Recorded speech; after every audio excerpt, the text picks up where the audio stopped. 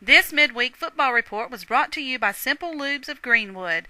No time for an oil change? Simple Lubes will come to you. Simply call them at 992-4268.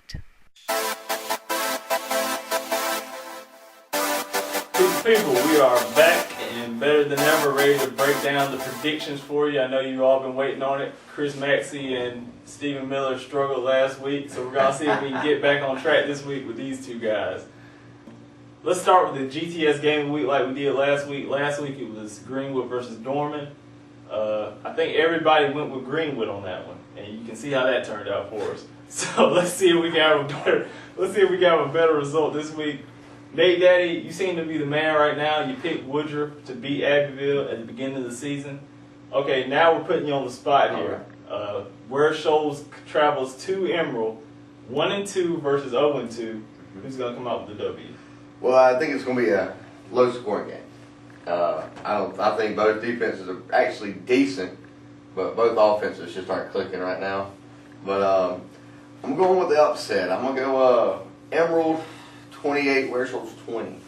James, you cover Emerald, so you heard what Nate Day said. 8-point win for the Vikings. Are you on the same boat with him?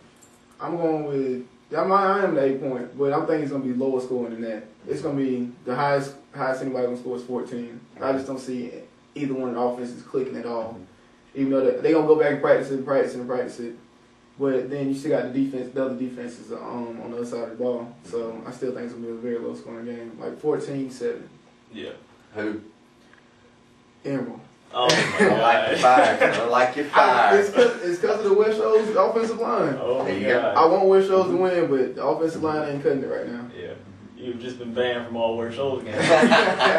Moving on, let's get my prediction. I'm actually in agreement with these guys.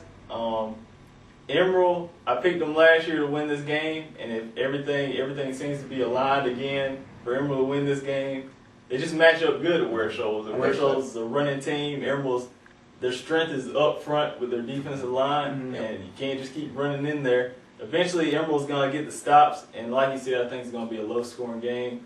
I'm going 17-14. Jeremy Tommy field goal wins the game. Nice, good call. Good call. Very good call. Ware Shoals has no kicker. So anyway, moving on. We want to move over to the Wildcats now, Nate Daddy. Actually staying at home and bringing Crescent to them. Yes, sir. Crescent's actually improved. I saw them in the Jamboree against Ware Shoals. They actually have a decent team, a good running team. Nate Daddy, when you look at 96 Crescent, what are you seeing? Well, I see a tougher game than it was last year. Last year, 96 blew them out pretty well. The thing about Crescent is they run 4 quarterbacks. So they put somebody in new at quarterback every time. You don't know what they're going to run, if they're going to try to throw it or whatnot. I mean, they run the kind of like the version of like a Newberry offense, the slots and all. But I still think it's going to end up the same way. I think 96 is going to win. I think it'll be a closer game. I'm going to go with 96-35 Crescent 17. Sounding good to me. James, what do you got for me? I know it pains you to even think about picking for the Wildcats, but it looks like you don't have a choice in this matter. Yeah, I'm thinking going with the Wildcats in this one. And I'm letting them win by 2 touchdowns. 2 touchdowns. Yeah. I'll take it. 96, I'm going with 96 too. I'm going with my alma mater. They got 2 quarterbacks now. I think Ryan Slack is a good quarterback. Trey Smith might play this week, might not. I don't think they'll need him against Crescent. I think Ryan Slack is good enough to beat Crescent. I'll go Wildcats 35, Crescent 21. I'll give him one more touchdown, Nate Day. All right, James, I'll go to your side this time. Greenwood travels to Spartanburg. Spartanburg, tough 4A team, but they've been on the downside a couple of years now. When you're looking at Greenwood versus the Vikings, what are you seeing? I'm going with Greenwood on this one. It's gonna be a close game though. I'm gonna give it like it's gonna come down to the last quarter in my mind. I think so. It'll be between the field goal and maybe a last ditch touchdown to win the game because Greenwood has injuries and everything. All right, so he's going with a 3-point win for the Eagles. Nate Daddy, are we agreeing with James on this one? Not so much. Not really. Not so much. All right, what are we seeing from the Spartanburg side? I love you. You know that.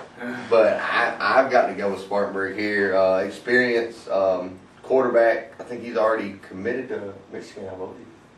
So, yeah, great athlete. Athletes all around the ball. I think they win 24-21. I think it'll be it won't be a last-second field goal, but they're going to hit that clutch field goal, and I think their defense is going to hold Greenwood. Yeah. And I'm going to go with Nate Day on this one, break the tie. I'll go with Spartanburg Vikings. Like you said, the quarterback has committed to Michigan. They have Spartanburg this week, then they go to Sumter, I believe. So those are two tough back-to-back games. It's not going to be easy to get both of them. So I'm going to take Spartanburg by 27-21. That's the score I'll go with. James, I'll go to you again. I think it's the last game for the Lakelands this week.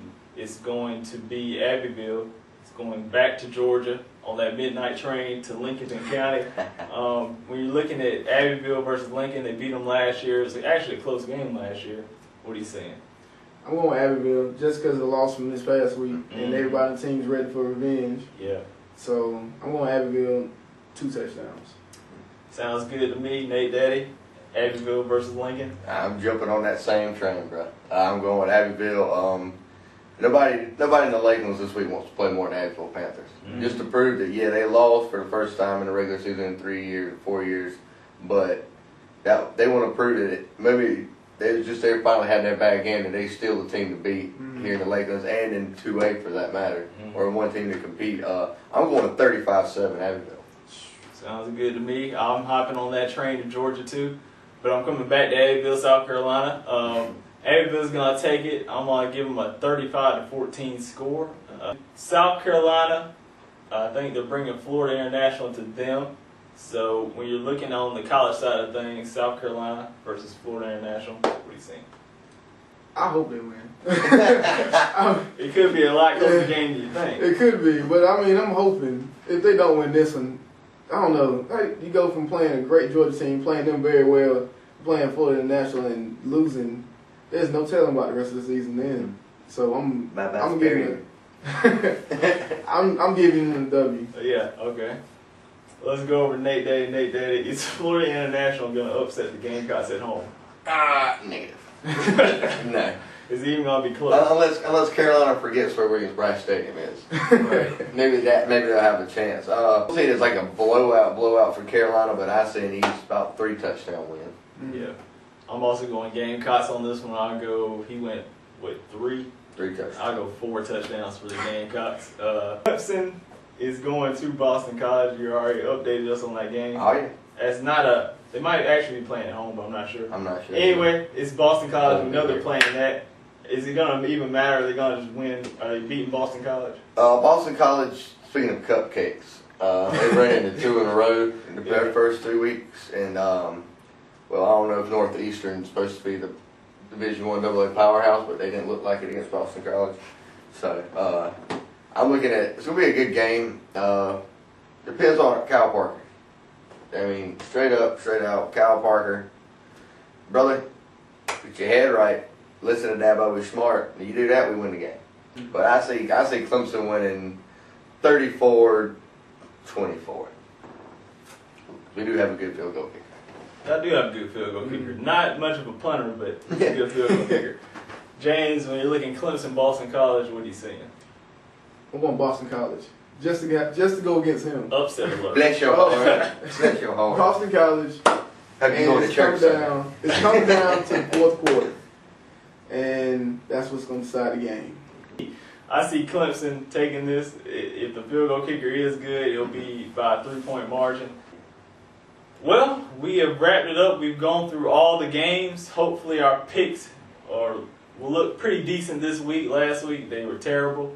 We're going to throw those out the window, not even think about them. For Nate Daddy, for James, my name is Jonathan Graves, John G. This has been the GTS Mid-Week Report. I think we're on week 4, guys. Week 4. Season is moving on pretty quick. Almost halfway down. Almost halfway down. We're halfway there, guys, and we are out. This midweek football report was brought to you by Simple Lubes of Greenwood.